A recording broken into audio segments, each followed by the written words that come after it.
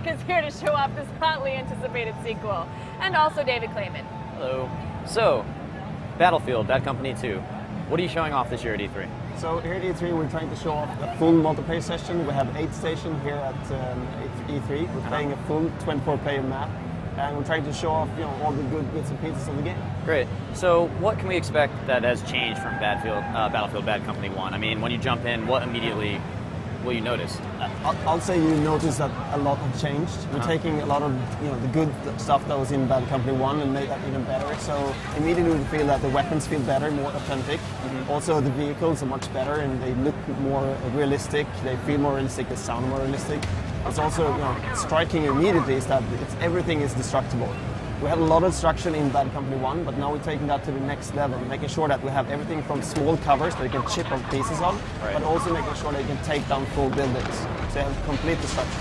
That's pretty impressive, because we know in Bad Company 1 there was a ton of destruction, but was that like the main goal to get it to full destruction the first time, and then you sort of had the first one come out and you realized for the second one you could really take it to the next level? I would say that it was a huge challenge to just get destruction into that level in Bad Company 1, so we were kind of worried that that would break the gameplay. Right. We now know that the strategic choices you get from the destruction in Bad Company 1 worked out fine. So now we're just trying to take that to the next level, making sure that we can destroy everything. Cool. So maybe you can give me a couple of examples of how full destruction is influencing the gameplay, because I would imagine it's pretty drastic. You can't really hide behind anything now. So maybe you just give me a scenario about what you're going to plan, how you're going to plan your attack when you know that the entire building can just be taken out in front of you. So if you look at the full building destruction, when you, for instance, take down an objective in the rush game mode, you blow up these crates you have. When you blow these crates, you have to then run out of the building because the building do collapse when you do that. Also, when you're hiding behind covers, the enemy can actually chip off pieces. So shooting at you you'll actually see the cover being eating away in front of you as you're hiding behind the covers. It's really, really cool. That's awesome.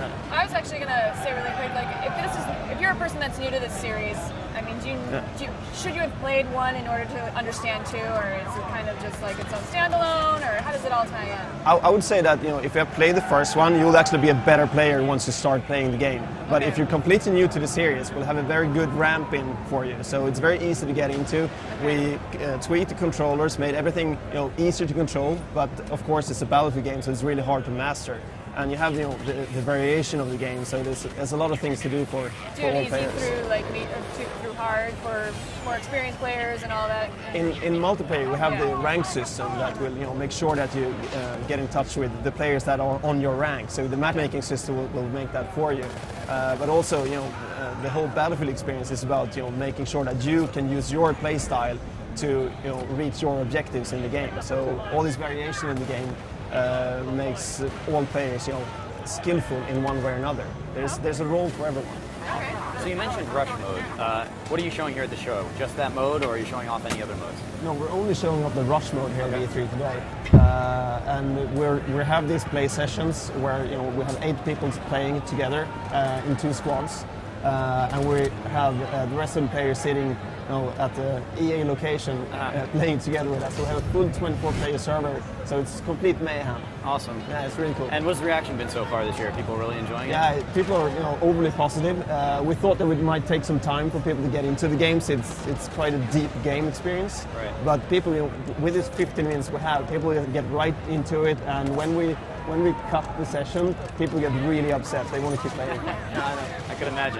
Well, we got to wrap up. Also, our stage is falling apart on us. I don't know if you guys noticed, but I almost got attacked by some sort of toy. Anything that you want to close out with that we might not have mentioned that you want to talk about, like exclusives? Just feel free to let it flow naturally. It's so hard. It's so much to tell about the game. We're trying to make it easy to pick up and play here at E3. But if you haven't seen it, you should check it out, because I would argue and say this is the best multiplayer experience you can have. Interesting. That is a challenge. Yep. Great. Well, it looks like you Battlefield fans will have your hands full this winter. Coming up, we've got even more previews direct from E3. Keep it dialed to IGN.com, your ultimate source for show floor news.